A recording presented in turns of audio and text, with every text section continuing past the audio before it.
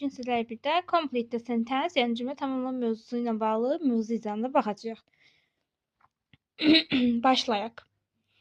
Birinci biz diqqət etməli olduğumuz şey söz sırasıdır. Söz sırası nəqli cümlədəki kimi olmalıdır.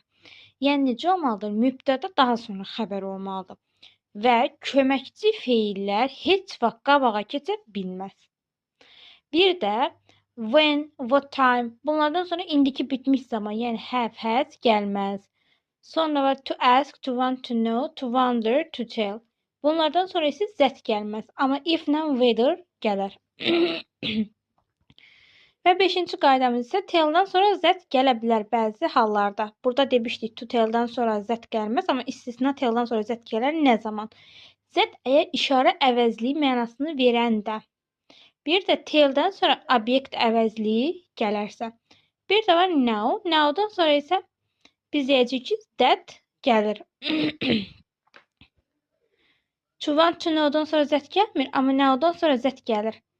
Bir də düsturu qəşəng bilməliyik. İlk öncə bağlayıcımız, sonra mübtədəmiz, sonra xəbərimiz bu şəkildə olmuş olacaq.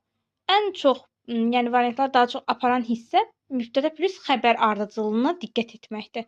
Düsturu biləndən sonra daha çox yazmaq olur bunu.